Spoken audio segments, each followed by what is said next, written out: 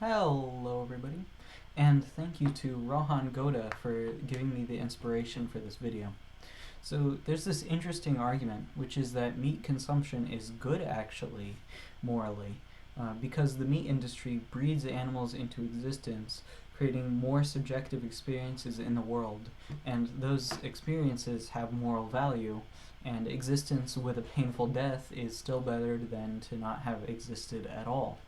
And this argument actually proposes a moral system which is actually the polar opposite of utilitarianism, as utilitarianism basically finds moral good in maximizing well-being and minimizing suffering, while this moral system actually seeks to maximize suffering through mass confinement in slavery in factory farms, which are basically the manifestations of hell on earth.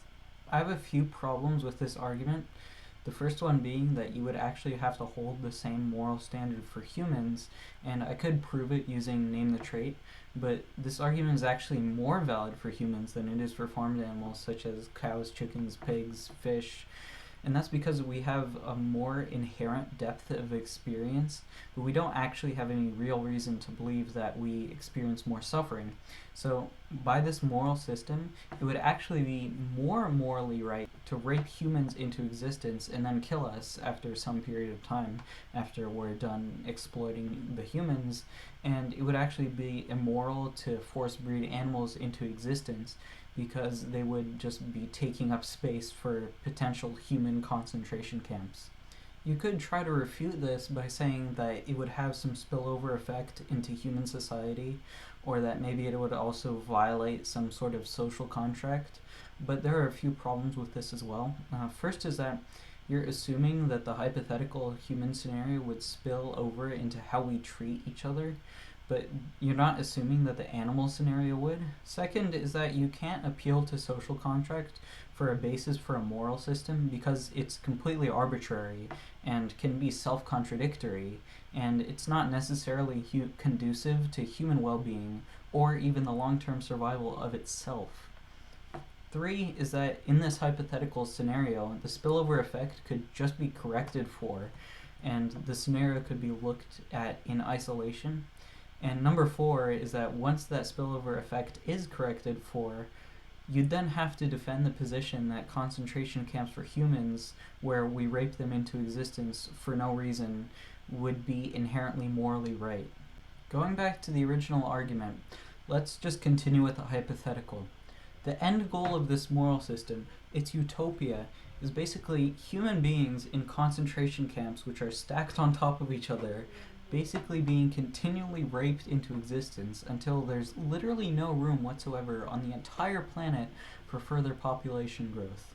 And the ironic thing is that their food would be provided for by veganic vertical plant agriculture, as it is the most land efficient agricultural system, and again it be immoral to practice animal agriculture, as their concentration camps would impede on space which could be better used by human concentration camps.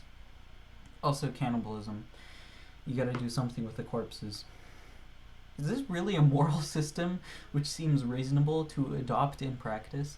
And this hypothetical isn't even taking the moral system too far, because A, it's just the logical conclusion of its ideas, and B, the argument, the overarching argument, is already defending animal concentration camps. So this hypothetical I'm setting up isn't even that far of a leap. The next problem I have with this argument is that it does not apply to other animal products such as eggs or milk, since those literally just entail exploitation for personal gain. You'd still have to solely support the meat industry, as it's the only requisite for reproducing sentient life, and the dairy and egg industries are literally just needless, irrelevant suffering. So I hope you'd agree that that's immoral, by the way. Even if you think that the morality of bringing life into existence outweighs the immorality of causing extreme amounts of suffering. So, you just have to consume no animal products whatsoever other than meat in order to be morally consistent. Also, if you grant the concept of right and suffering being important at all within your moral system, then that contradicts this moral system, as once an animal is alive, it is a rights violation to kill them, among other things, and it is additionally immoral to inflict suffering upon them. And that leads me on to my next issue with this moral system, which is that it literally does not even grant the concept of rights at all. In fact, this moral system is basically the polar opposite to a rights-based approach to morality. Do animals not have the right to be free, to not be murdered, to not be enslaved, to not be raped, to not decide if their species would be better off with more of them, even if it leads to more suffering? If they don't, then do humans have those rights? Granting this moral system, you wouldn't have any of those rights either, by the way. We did it. We brought back name the trait.